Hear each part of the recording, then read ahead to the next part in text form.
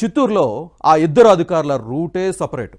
ఒకరు మున్సిపల్ అధికారి, మరొకరు పోలీస్ ఆఫీసర్. వారు ప్రభుత్వ ఉద్యోగుల, వైసీపీ కార్యకర్తల అనే అనుమానాలు వ్యక్తమవుతున్నాయి. విపక్షాలపై విరుచుకుపడతారు. అధికార పార్టీ నేతల అడుగులకు మడుగులు ఒత్తుతారు. ప్రతిపక్షాలు ఏ కార్యక్రమం తలపెట్టినా ఎలా భగ్నం చేయాలా అని చూస్తారు.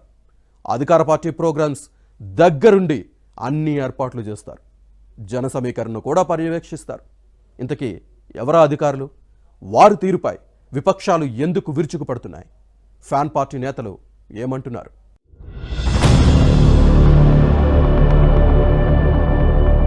అధికార పార్టీ అండ చూసుకుని చిత్తూరులో ఇద్దరు ప్రభుత్వ అధికారులు చెలరేగిపోతున్నారనే విమర్శలున్నాయి.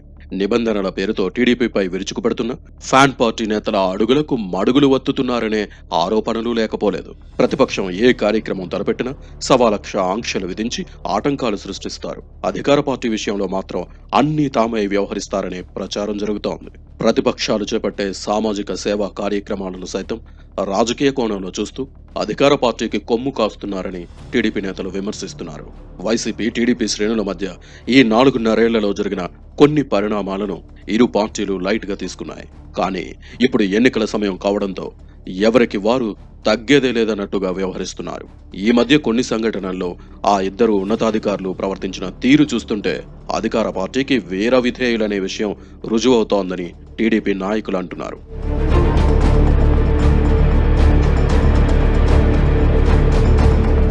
చిత్తూరు నగరపాలక సంస్థ అధికారిపై ప్రతిపక్షం ఆగ్రహం వ్యక్తం చేస్తోంది.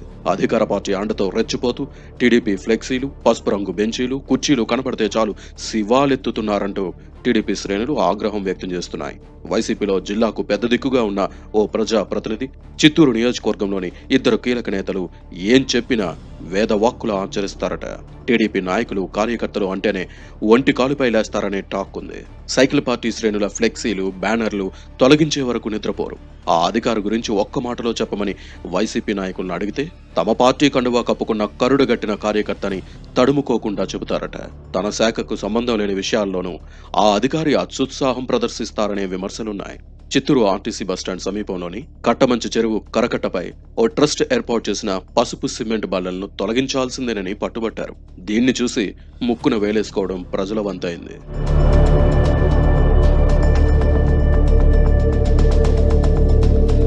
బీసీ, ఎస్సీ, ఎస్టీ, మైనార్టీలను ఉద్ధరించామని చెప్పుకునేందుకు గత ఏడాది నవంబర్ 2న చిత్తూరు నగరంలో అధికార వైసీపీ సామాజిక సాధికార బస్సు యాత్ర నిర్వహించింది.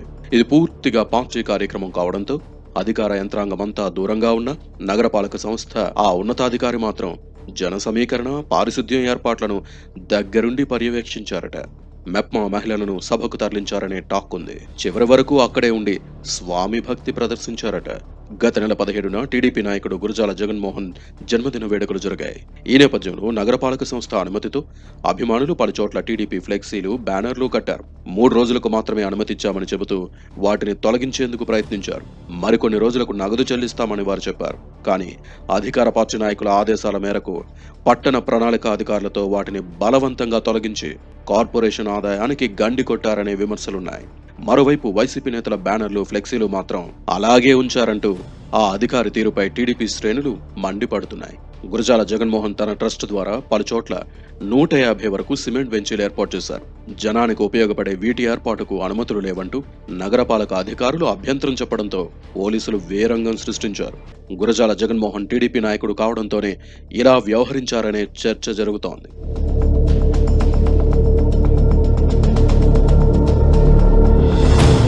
చిత్తూరుకు చెందిన ఓ పోలీస్ అధికారి అనంతపురం జిల్లాలోని సింగనమల ఎస్సీ రిజర్వ్డ్ నియోజకవర్గం నుంచి వచ్చే ఎన్నికల్లో పోటీ చేసేందుకు ప్రయత్నిస్తున్నారనే ప్రచారం సాగుతోంది.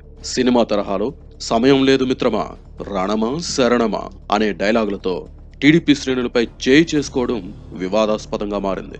ప్రజల సౌకర్యార్థం స్వచ్ఛందంగా ఏర్పాటు చేసిన బల్లలు పసుపు రంగులో ఉండడం అధికారులకు రుచించలేదట. అవి ఓ పార్టీకి చెందినవంటూ తొలగించడంతో చిత్తూరులో ఉద్రిక్తత నెలకొంది. లోకేష్ యువగళం పాదయాత్ర సందర్భంలోనూ ఆ పోలీస్ అధికారి అనేక ఇబ్బందులు కలిగించారని టీడీపీ నాయకులు అంటున్నారు. ఇలా ఆ ఇద్దరు అధికారులు ప్రవర్తించిన తీరు చూస్తుంటే ఎన్నికల కోడ్ ముందుగానే వచ్చిందా అని ప్రజలు ప్రశ్నిస్తున్నారు. ప్రతిపక్షాలను టార్గెట్ చేస్తూ వన్ సైడ్ గా వ్యవహరిస్తున్నారనే విమర్శలు వెల్లువెత్తుతున్నాయి. ఎన్నికల సమయంలో టీడీపీకి ఎక్కడ మంచి పేరు వచ్చి ప్రజాదరణ లభిస్తుందో అని అధికార పార్టీ నేతలు చెప్పినట్టు చేస్తున్నారనే ఆరోపణలు ఉన్నాయి. తెలుగుదేశంకు అనుకూల పరిస్థితులు రాకుండా అడ్డుకుంటున్నారనే వాదనలు ఉన్నాయి. టీడీపీ ఆదరణ పెరిగితే తమ ఓటు బ్యాంకుకు గండి పడుతుందని ఫ్యాన్ పార్టీ నేతలు ఆందోళన చెందుతున్నారు. మున్ముందు ఎలాంటి పరిణామాలు చోటు చేసుకుంటాయో చూడాలి మరి.